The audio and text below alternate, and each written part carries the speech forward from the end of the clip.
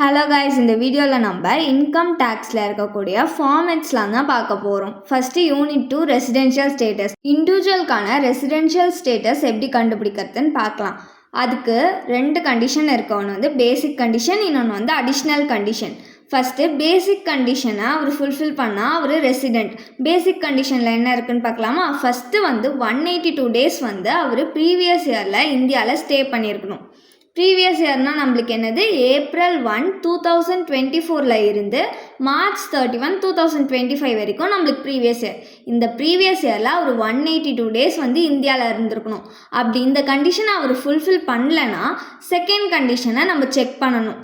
Second condition என்னதுன்னா, previous இயரில் 60 days stay பண்ணியிருக்கணும். அப்புறமா 4 ப்ரிசீடிங் ப்ரீவியஸ் இயரில் 365 டேஸ் அவர் ஸ்டே பண்ணியிருக்கணும். இந்த பேசிக் கண்டிஷன் ரெண்டுத்தில் ஏதாச்சும் ஒரு கண்டிஷனை ஃபுல்ஃபில் பண்ணியிருந்தாலே அவங்க வந்து ரெசிடெண்ட் தான். இதுவே ஒரு இண்டிவிஜுவல் வந்து எம்ப்ளாய்மெண்ட்காக போகிறாங்க அப்படின்னா இந்த 2 பேசிக் கண்டிஷனுமே ஃபுல்ஃபில் பண்ணாதான் அவங்க ரெசிடெண்ட். இப்போ ரெசிடெண்ட்டுன்னு நம்ம கண்டுபிடிச்சிட்டோமா. நெக்ஸ்ட்டு என்ன பண்ணணும், அவங்க வந்து ஆர்டினர்லி ரெசிடெண்ட்டா இல்லை நாட் ஆர்டினர்லி ரெசிடெண்ட்டான்னு பார்க்கணும். அதுக்கு வந்து அடிஷ்னல் கண்டிஷனை அவங்க ஃபுல்ஃபில் பண்ணணும். அடிஷ்னல் கண்டிஷன் 2 இருக்குது. இந்த 2 அடிஷ்னல் கண்டிஷனுமே ஃபுல்ஃபில் பண்ணாதான் அவங்க வந்து ஆர்டினர்லி ரெசிடெண்ட், இல்லைனா அவங்க வந்து நாட் ஆர்டினர்லி ரெசிடெண்ட். இப்போ வந்து அடிஷ்னல் கண்டிஷன் பார்க்கலாமா. ஃபஸ்ட்டு அடிஷ்னல் கண்டிஷன் என்னதுன்னா, 10 ப்ரிசிடிங் ப்ரீவியஸ் இயரில் 2 வருஷம் அவர் வந்து இந்தியாவில் ஸ்டே பண்ணியிருக்கணும் தொடர்ந்து.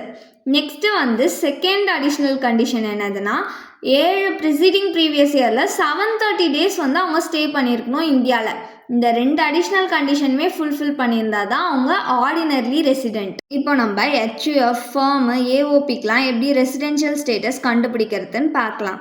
ஸோ ஃபஸ்ட்டு வந்து இதோட கண்டிஷன் என்னதுன்னா, இதோட கண்ட்ரோலும் மேனேஜ்மெண்ட்டும் மொத்தமாக இந்தியாவில் இருக்கணும். அப்படி இல்லைன்னா பாதி இந்தியாவில் பாதி வெளிநாட்டில் இருக்கலாம். அப்படி இருக்கும் போது இது எல்லாமே ரெசிடெண்ட்டு. நெக்ஸ்ட்டு இந்தியன் கம்பெனினாலே அது ரெசிடெண்ட் தான், அது வெளிநாட்டில் இருந்தாலும் சரி. நெக்ஸ்ட்டு ஃபாரின் கம்பெனினா அது வந்து ஃபாரின் கம்பெனியில், ஸோ அதோட மொத்த கண்ட்ரோலுமே இந்தியாவில் இருந்தால் மட்டும்தான் அது வந்து ரெசிடெண்ட்டு.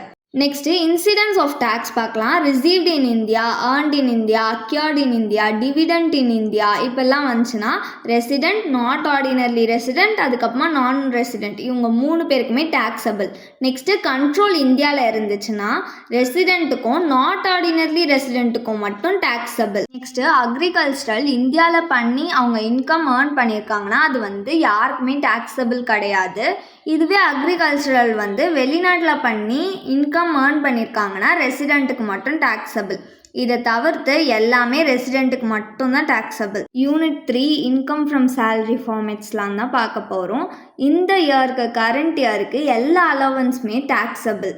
இப்போ வந்து நெட் சேலரி எப்படி கால்குலேட் பண்ணுறதுன்னு பார்க்கலாம். ஃபஸ்ட்டு வந்து basic salary, bonus, commission, cash allowance, perquisites, profit in lieu of salary, arrears of salary, advance salary, retirement benefit, gratuity, leave encashment, pension இதெல்லாம் நம்ம கால்குலேட் பண்ணுவோம்ல, அது எல்லாமே.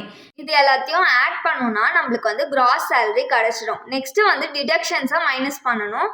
டிடக்ஷனோட செக்ஷன் வந்து 16. 3 டிடக்ஷன் இருக்குது. ஃபஸ்ட்டு வந்து ஸ்டாண்டர்ட் டிடக்ஷன். இது கொஷினில் கொடுத்தாலும் கொடுக்கலனாலும் நீங்கள் வந்து 50,000 எடுத்துக்கணும் எப்பயுமே. நெக்ஸ்ட்டு வந்து என்டர்டெயின்மெண்ட் அலவன்ஸ். கவர்மெண்ட் எம்ப்ளாயிக்கு நீங்கள் வந்து கால்குலேட் பண்ணுறீங்கன்னா மட்டும்தான் நீங்கள் வந்து இந்த என்டர்டெயின்மெண்ட் அலவன்ஸ் டிடக்ஷனில் காமிக்கணும். அப்படி இல்லைன்னா காமிக்க தேவையில்லை. நெக்ஸ்ட்டு வந்து என்ன டிடக்ஷன்னா, எம்ப்ளாய்மெண்ட் அப்படி இல்லைனா ப்ரொஃபஷ்னல் டேக்ஸ் கொடுத்துருந்தாங்கன்னா இப்போ இந்த 3த்தையும் ஆட் பண்ணி அவுட்டர் காலமில் போட்டுட்டு அவுட்டர் காலமில் மைனஸ் பண்ணணும். கிராஸ் சேலரியும் இந்த டிடக்ஷனையும் மைனஸ் பண்ணால் நம்மளுக்கு கிடைக்கிறது தான் நெட் சேலரி. இப்போ நம்ம எக்ஸம்ஷன் அமௌண்ட் வந்து பார்க்கலாம். எஜுகேஷ்னல் அலவன்ஸ்க்கு 100 rupees per monthக்கு 2 childrenக்கு. ட்ரைபல் அலவன்ஸ் வந்து 200 rupees per monthக்கு 2 childrenக்கு. நெக்ஸ்ட்டு ஹாஸ்டல் அலவன்ஸ் வந்து 300 rupees per monthக்கு 2 childrenக்கு. ரன்னிங் அலவன்ஸ் வந்து அவங்க கொடுத்துருக்க வேல்யூலேருந்து 70% கால்குலேட் பண்ணி மைனஸ் பண்ணணும். டிரைவர் அலவன்ஸ் வந்து பர் மந்த்துக்கு 900 rupees. நெக்ஸ்ட்டு காருக்கு வந்து 1.6 லிட்டராக இருந்துச்சுன்னா 2400 பர் மந்த்துக்கு. இதுவே 1.8 லிட்டராக இருந்துச்சுன்னா 1800 பர் மந்த்துக்கு.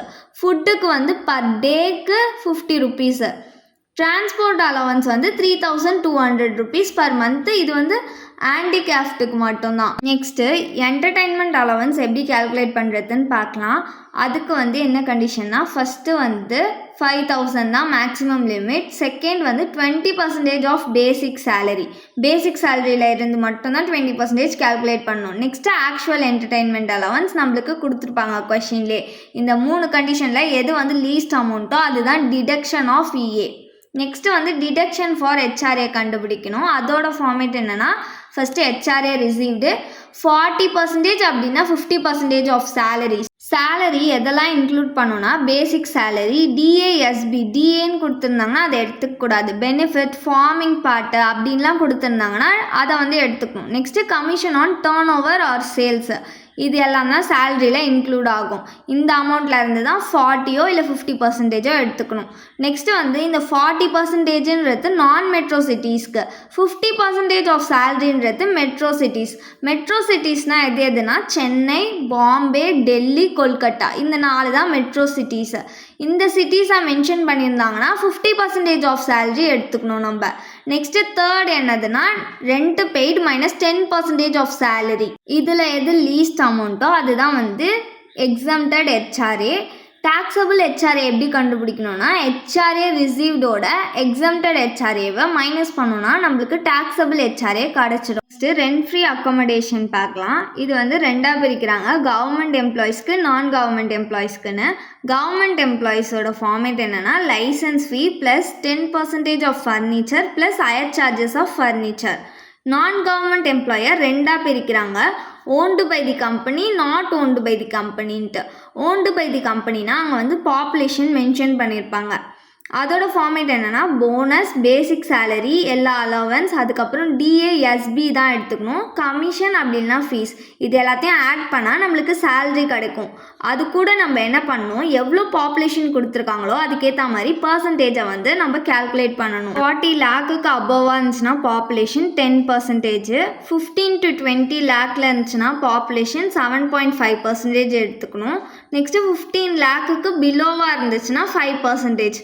சென்னைக்கு 10%, டெல்லிக்கு 10%, பாம்பேக்கு 10%, கோயம்புத்தூருக்கு 5%, மதுரைக்கு 7.5%. நெக்ஸ்ட்டு வந்து not owned by the company எப்படி கேல்குலேட் பண்ணுறதுன்னு பார்க்கலாம். பேசிக் சேலரி, போனஸ், கமிஷன், அதுக்கப்புறம் எல்லா அலவன்ஸ், டிஏஎஸ்பி, இது எல்லாத்தையும் ஆட் பண்ணோன்னா நம்மளுக்கு வந்து சேலரி கிடைக்கும்.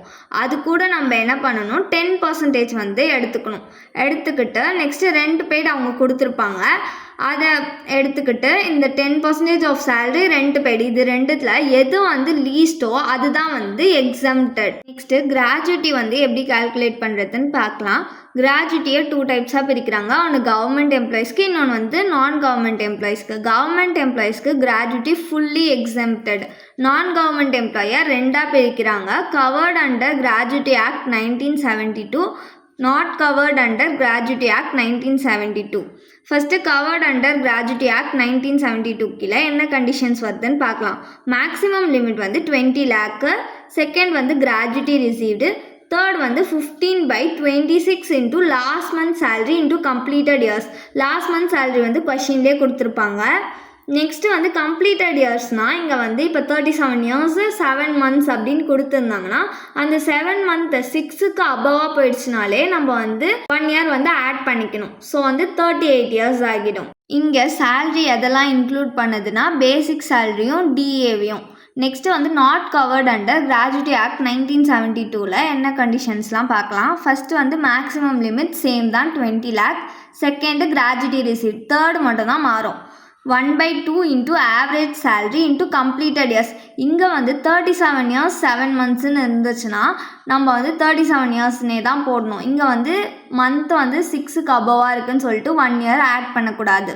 நெக்ஸ்ட்டு லாஸ்ட்டு 10 monthோட சேலரி பர் மந்த்துக்கு கொடுத்துருந்தாங்கன்னா இன்ட்டு 10 பண்ணி டிவைடட் பை 10 பண்ணோன்னா நம்மளுக்கு வந்து ஆவரேஜ் கிடச்சிரும் லாஸ்ட் 10 monthோட சேலரி இது.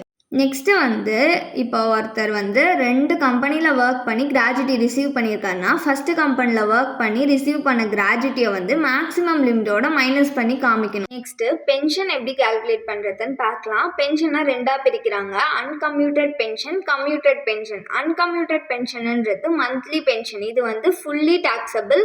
கவர்மெண்ட் எம்ப்ளாய்க்கும் நான் கவர்மெண்ட் எம்ப்ளாய்க்கும். நெக்ஸ்ட்டு கம்யூட்டட் பென்ஷனுன்றது லம்சம் அமௌண்ட், அதாச்சும் மொத்தமாக வந்த பென்ஷன். இதில் வந்து ரெண்டாக பிரிக்கிறாங்க, கவர்மெண்ட் எம்ப்ளாயி நான் கவர்மெண்ட் எம்ப்ளாயின்னு. கவர்மெண்ட் எம்ப்ளாய்க்கு ஃபுல்லாகவே எக்ஸம்டட், நான் கவர்மெண்ட் எம்ப்ளாயியை ரெண்டாக பிரிக்கிறாங்க, employee receiving gratuity, employee not receiving கிராஜுவிட்டின்ட்டு. எம்ப்ளாயி வந்து கிராஜுவிட்டி ரிசீவ் பண்ணியிருந்தாங்கன்னா ஃபுல் வேல்யூலேருந்து 1/3 ஆஃப் பென்ஷன் வந்து எக்ஸம்டடாம். இதுவே வந்து அவங்க கிராஜுவிட்டி ரிசீவ் பண்ணலன்னா 1/2 of full value of pension வந்து எக்ஸம்டட். நெக்ஸ்ட்டு லீவ் என்கேஷ்மெண்ட் எப்படி வந்து கேல்குலேட் பண்ணுறதுன்னு பார்க்கலாம். லீவ் என்கேஷ்மெண்ட்டை 3ஆக பிரிக்கிறாங்க. ஃபஸ்ட்டு டியூரிங் சர்வீஸ், ஆஃப்டர் டெத்துன்ட்டு. சர்வீஸ் அப்போ அவங்க லீவ் என்கேஷ்மெண்ட் வாங்கினாங்கன்னா அது வந்து ஃபுல்லி டேக்ஸபிள், கவர்மெண்ட் எம்ப்ளாய்க்கும் சரி நான் கவர்மெண்ட் எம்ப்ளாய்க்கும் சரி. நெக்ஸ்ட்டு ஆஃப்டர் சர்வீஸ், ரிட்டையர் ஆனதுக்கப்புறம் லீவ் என்கேஷ்மெண்ட் ரிசீவ் பண்ணாங்கன்னா ரெண்டாக பிரிக்கிறாங்க, கவர்மெண்ட் எம்ப்ளாயி நான் கவர்மெண்ட் எம்ப்ளாயின்னு. கவர்மெண்ட் எம்ப்ளாய்க்கு ஃபுல்லி எக்ஸம்டட்.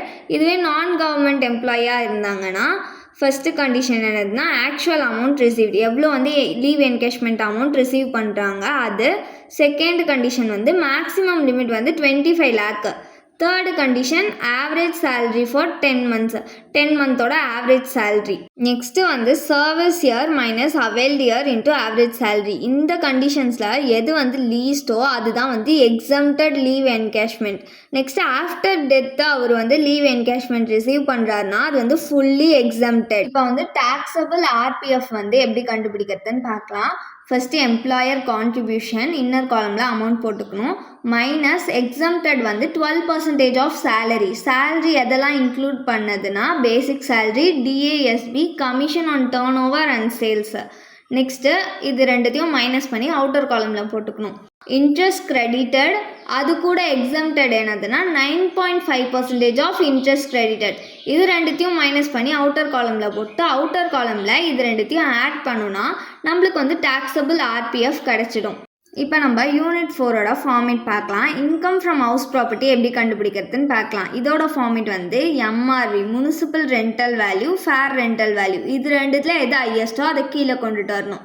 அது கூட ஸ்டாண்டர்ட் ரெண்டல் வேல்யூ பார்க்கணும். இதில் வந்து எது வந்து லோயஸ்ட்டோ அதை கீழே கொண்டுட்டு வரணும். நெக்ஸ்ட்டு ஆக்சுவல் ரெண்ட்டோட ஓனர்ஸ் வந்து ஏதாச்சும் எக்ஸ்பென்சஸ்க்கு செலவு பண்ணியிருந்தாங்கன்னா அதை வந்து மைனஸ் பண்ணிக்கணும். நெக்ஸ்ட்டு அன்ரியலைஸ்டு ரெண்ட்டையும் மைனஸ் பண்ணிக்கணும். மைனஸ் பண்ணி அவுட்டர் காலமில் போடுறது தான் ஆக்சுவல் ரெண்ட். அந்த ஆக்சுவல் ரெண்ட்லையும் எக்ஸ்பெக்டட் ரெண்டல் வேல்யூவையும் கம்பேர் பண்ணி எது ஹையஸ்ட்டோ அதை கீழே கொண்டுட்டு வந்துடணும். Next loss due to vacancy இருந்துச்சுன்னா அதை மைனஸ் பண்ணிக்கணும். டேட் ஆஃப் லெட்டிங் இருந்துச்சுன்னா மைனஸ் பண்ணிக்கணும். நெக்ஸ்ட்டு நம்மளுக்கு கிடைக்கிறது தான் gross annual value.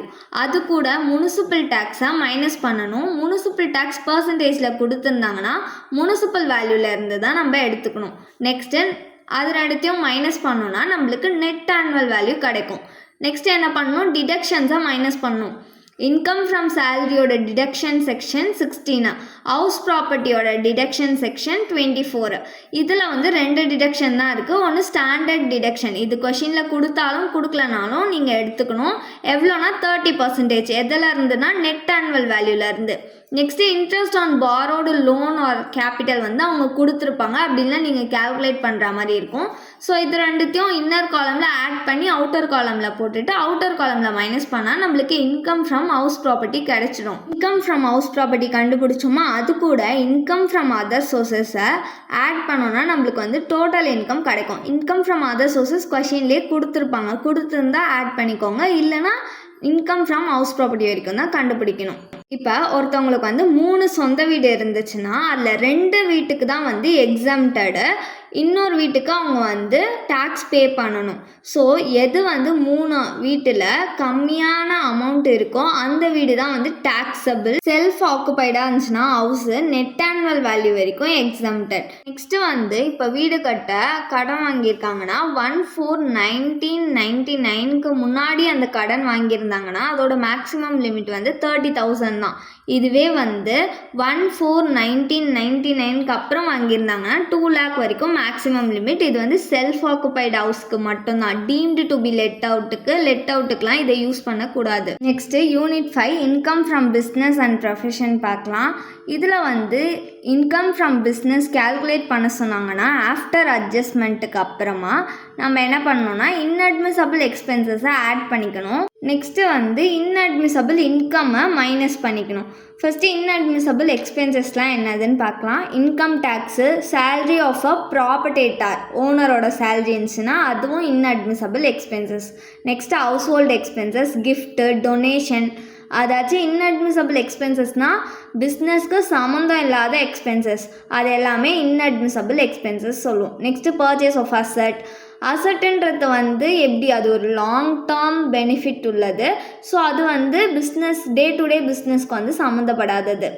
Next LIC, reserve for doubtful debts, interest on capital, provision for bad debts, depreciation. பாக்ஸில் டிப்ரிசியேஷன் கொடுத்துருந்தாங்கன்னா அந்த டிப்ரிசியேஷனை வந்து இன்அட்மிசபிள் எக்ஸ்பென்சஸாக கன்சிடர் பண்ணிக்கணும். நெக்ஸ்ட்டு ஃபயர் இன்சூரன்ஸ், அதுக்கப்புறமா commission paid to collect interest on securities, municipal tax of house property, capital loss, amount paid to university, expenses on acquisition of patent rights, contribution to employee. Next penalty and fees. Next advertisement, sign board அப்படி இல்லைனா cash அப்படின்னு mention பண்ணியிருந்தா தான் அது வந்து inadmissible எக்ஸ்பென்சஸில் எடுத்துக்கணும். Next car expenses வந்து personal யூஸ்க்காக use பண்ணியிருக்காங்க அப்படின்னு கொடுத்துருந்தா தான் எடுக்கணும். Payment to IIT for research, charities எல்லாமே வந்து இன்அட்மிசபிள் எக்ஸ்பென்சஸில் வரும். நெக்ஸ்ட்டு நான் பிஸ்னஸ் இன்கம்ஸ்லாம் எதுன்னு பார்க்கலாம். Bank interest, interest on securities, income from house property, profit on sale of motor car, rent from agricultural land, dividend, interest on government securities, interest on post office, long term capital gain. next bad debts recovered, earlier disallowed கொடுத்திருந்தா மட்டும்தான் எடுத்துக்கணும். next winning from lottery. இந்த நான் business இன்கம்ஸை minus பண்ணி காமிக்கணும். Next expenses allowed but not shownல என்னெல்லாம் வரும்னா டிப்ரிசியேஷன் ஆஸ் பர் இன்கம் டேக்ஸ்ன்னு அடிஷ்னல் இன்ஃபர்மேஷனில் கொடுத்துருப்பாங்க, அதை எடுத்துக்கணும். நெக்ஸ்ட் நம்ம இன்அட்மிசபிள் எக்ஸ்பென்சஸில் பார்த்தோம்ல பேமெண்ட் டு ஐஐடி ஃபார் ரிசர்ச்ன்றது, அது வந்து இன்அட்மிசபிள் எக்ஸ்பென்சஸில் ஆட் பண்ணி காமிச்சிக்கணும். Next expenses allowed but not shownல மைனஸ் பண்ணி காமிக்கணும். ஸோ ரெண்டு இடத்துலையுமே இந்த ரிசர்ச் மட்டும் வரும். Next depreciation on typewriter calculate பண்ணணும். அவங்க கொடுத்துருக்க அமௌண்ட்டில் இருந்து 15% கால்குலேட் பண்ணி போடணும். நெக்ஸ்ட் வந்து டிப்ரிசியேஷன் ஆன் பேட்டர்ன்ஸ் வந்து 25%, லெஸ் தென் 180 டேஸாக இருந்துச்சுன்னா 1/2 நம்ம வந்து கால்குலேட் பண்ணணும். டிப்ரிசியேஷனை வந்து நம்மளுக்கு பாக்ஸ்லேயும் அதுக்கப்புறமா அடிஷ்னல் இன்ஃபர்மேஷன் ரெண்டு இடத்துல கொடுத்தா மட்டும்தான் எடுக்கணும். பாக்ஸில் மட்டும் கொடுத்துருந்தாங்கன்னா எடுக்கக்கூடாது depreciation. Next repairs to furniture கொடுத்துருந்தாங்கன்னா எடுக்கக்கூடாது. ரிப்பேர்ஸ் டு ஹவுஸ்ன்னு கொடுத்துருந்தாங்கன்னா எடுத்துக்கணும். ஜென்ரல் எக்ஸ்பென்சஸ் வந்து ட்ராயிங்ஸ் அப்படின்ட்டு அடிஷ்னல் இன்ஃபர்மேஷனில் கொடுத்துருந்தாங்கன்னா எடுத்துக்கணும். அப்படி இல்லைனா வெறும் ஜென்ரல் எக்ஸ்பென்சஸ் கொடுத்தா எடுக்கக்கூடாது. இன்கம் ஃப்ரம் ப்ரொஃபஷன், இதில் வந்து 3 ப்ரொஃபஷன் இருக்குது. Legal, medical and accountant.